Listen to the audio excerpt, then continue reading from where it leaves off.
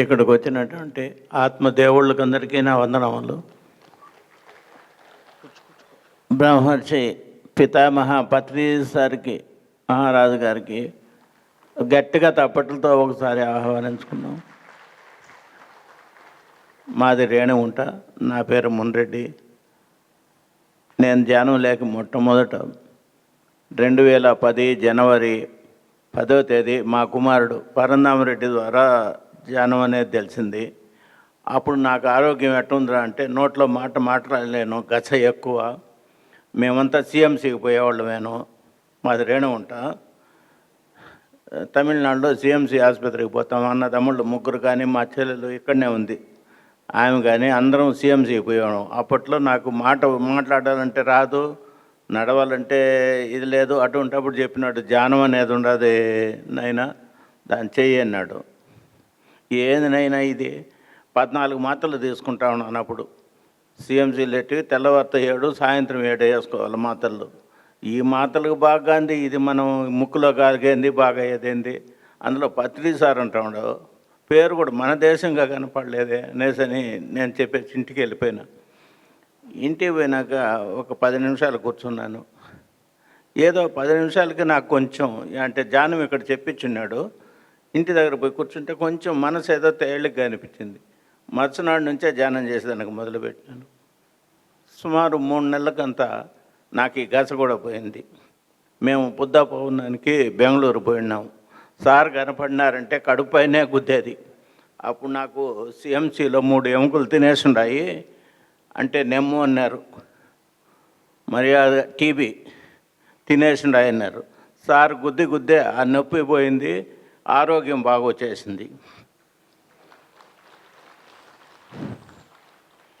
అప్పటి నుండి సార్తో కూడా అప్పుడప్పుడు సారు మనకు ఎంతో ఆప్యాయంగా చూసేవాడు. నన్ను కనపడినా కూడా రాయట అనేవాళ్ళు, బాగా మాట్లాడుకుంటూ వస్తూ ఉన్నాను. మళ్ళీ కొద్ది రోజులకంత మాకు ఇక్కడికి మొట్టమొదట ఈ తుమ్మలకుంట వచ్చేది, మన ధ్యాన మందిరం వచ్చేది. అక్కడ తిరుపతి మాస్టర్లు అందరూ మన కంచి రఘురామ్ సార్ కానీ, సుబ్బారావు సార్ కానీ, కుప్పస్వామి సార్ శరీరం వదిలేసినారు, ఆయన కానీ, సంగీత బాబు సారు, వీళ్ళందరూ మాకు ధ్యానం చెప్పించేది వచ్చేది. వీళ్ళందరూ ఒక దీంతోనే మేము ధ్యానం నేర్చుకొని కూడా ఎక్కువగా రేణుగుంట వాళ్ళు అంటే మమ్మల్ని అంత ప్రియంగా చూసేవాళ్ళు ఇక్కడ మాస్టర్లు అందరూ కూడా. సార్ని పిరమిడ్లో సుమారు ఆరోగ్యం బాగా అయింది. మా తమ్ముడు కొడుకు అంటే పరంధామరెడ్డి సాయంత్రం అయితే 2 ఆటోలు పెట్టేస్తాడు. వాటితో కూడా అంటి పండ్లు లేదా బిస్కెట్లు ఇచ్చేస్తాడు. సాయంత్రం అయితే మేము ఒక 10 మంది అంతా మా చెల్లెలు, కొడుకులు, కోడాళ్ళు అందరం కలిసి పల్లెలు అయిపోయేది. సుమారు 300 పల్లెలు చెప్పినాం. రేణుగుంట మండలం కానీ, ఏర్పేట మండలాల్లో కానీ ఎక్కువగా 10-12 సంవత్సరం వరకు బాగా తిరిగి చెప్పినాము. అక్కడక్కడ పిరమిడ్లు కట్టించినాం. ఆంజంపేళ్ళు, గుత్తేడిపల్లి, రేణుగుంట ఇవంతా పిరమిడ్లు కూడా కట్టిస్తూ తిరుగుతూ ఉన్నాము. అయితే ఈ కుటుంబంలో ఉంటాయి కదా చిన్న విషయాలు, సార్ చెప్పినట్టుగా అందరికీ ఇవ్వాల్సింది ఇచ్చేసినాము. మాకేదో కొద్దిగా మా ఇద్దరికి పెట్టుకున్నాము. ఒక షాప్ పెట్టుకునేది ఇస్తే ఉంటాయి కదా, ఏదో కొంచెం ఎక్కువ ప్రాబ్లం అయింది కొడుకుతో. అప్పుడు నా ధ్యానం శక్తి ఏం చేయలేకపోయింది. బీపీ, ఈ పెరాలిసిస్ వచ్చేసింది. అది ఎందుకు వచ్చిందంటే మన సార్ గురువు గారు త్యాగరాజ మండపానికి 2015 ఆగస్టు 22వ తేదీ వచ్చినారు.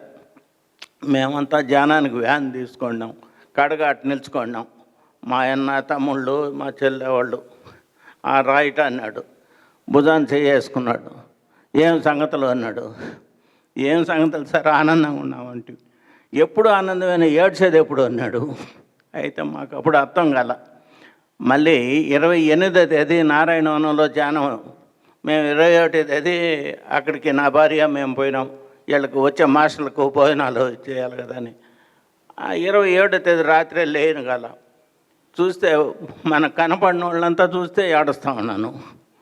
ఏమిరా ఇది, ఎందుకు వాళ్ళు పోయినాక అనుకుంటే ఎందుకు ఏడుస్తున్నాం, వాళ్ళు ఏమైనా డబ్బులు అడిగినామో లేదు ఈ నొప్పులు తీసుకోమన్నామంటే నాకే అర్థం కాదు. సరే మాస్టర్లు అందరూ వచ్చినారు, చూసినారు.